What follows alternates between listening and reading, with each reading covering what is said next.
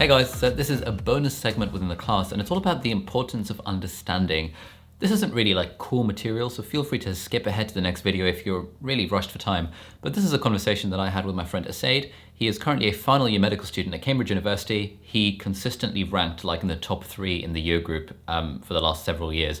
So he's really, really good at taking exams. And obviously because he's at Cambridge, he absolutely smashed his GCSEs and his A-levels. And he's been using this knowledge of effective studying to really absolutely smash these exams ever since he found out about these techniques. So in this video, we're talking about the importance of understanding. And I start by asking him what it actually means to understand something. When you understand something, it's a lot easier to retain. And I think more generally, and I think it's part of how I study, I really struggle to bring myself to simply memorize details without having any kind of understanding.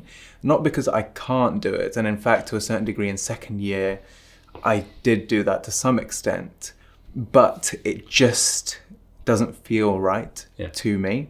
And I have this kind of nagging feeling inside of me to really understand what's going on. And how do you define understand? Like, how do you know you've understood something? I suppose for me, it's about coherence within my mind. If there aren't any kind of unexplained questions that I have left on the topic, then I'll consider it understood. If I can kind of derive the topic through some basic first principles within my mind, I feel as if I understood it.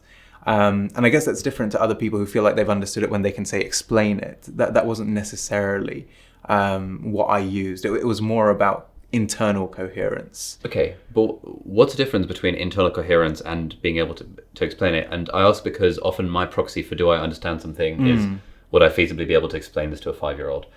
And I feel like for me, when I have internal coherence, it means I can be like, okay, well, you know, if you lose 20% of your blood volume, then that happens, and therefore that happens, and that happens, and it's a chain of events in my mind. So absolutely. I mean, I think sort of the gold standard is being able to explain it to a 5-year-old. That really indicates like quite in-depth conceptual clarity. However, you can't always necessarily have that. I think especially in physiology and neurophysiology, there are some quite complex concepts that you need to understand. And for quite a few of them, there'll be times where I'll understand them for seconds at a time and then lose understanding. And I know the method I need to re-understand them. I know the diagram that will make me understand them again.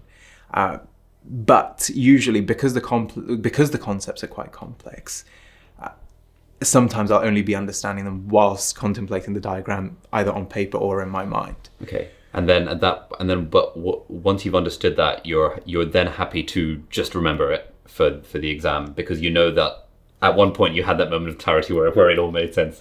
So I mean, even then, I wouldn't necessarily just call it remembering a random fact or anything like that without meaning. I'll remember how I came to understand it, and I'll usually, if I need to, be able to work out how to understand it again. And I guess this is probably a bit more relevant to neurophysiology than, say, physiology, because it has perhaps the most kind of advanced concepts within medicine, some of the most abstract concepts, which really seem very divorced from things you'll find in everyday life.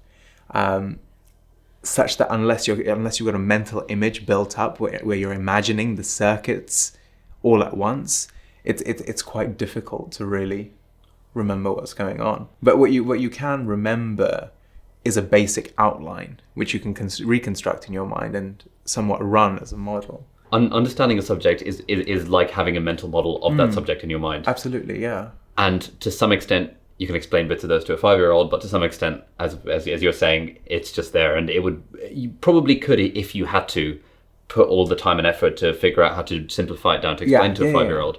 But it's unsustainable to do that for everything. I mean, I guess the one example I could give. So I'm currently doing supervisions in neurophysiology for the second year students. And the next supervision that I'm planning to give is on memory, specifically on the role of the hippocampus. And as far as it's taught in the course, everyone knows that the hippocampus is involved in memory. If you have damage to the hippocampus, it interferes with your ability to form new memories, and sometimes you lose old memories as well. but the reason for that isn't quite clear. And I remember learning and understanding back in second year that the way the hippocampus works is that it works as an index. It doesn't store memories, but it just, like an index in a book, documents where in the cortex the memories are stored. So if you ever want to resummon a memory, it can recruit all the parts of the cortex that are needed at the same time. Now, there's a very specific circuit structure which allows that to take place within the hippocampus.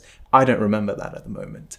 And it would take a while for me, probably half an hour, to really work through the diagram and re-understand it. But because I know that basic concept that the hippocampus is working like an index, and that there are these basic neurological principles like neurons that fire together, wire together, I can basically use those guiding principles to re-understand what I understood in second year. So yeah, that was the chat that he and I had as part of a much wider discussion about study tips, but we've included that bit in the class, and the rest of it you can find on my YouTube channel or elsewhere. We'll put links in the video, in the project and resources area, to more links about a similar topic. But yeah, it's basically the idea of understanding and building the sort of mental model of the subject within our mind. So I hope you found that useful. Thanks for watching, and I'll see you in the next video.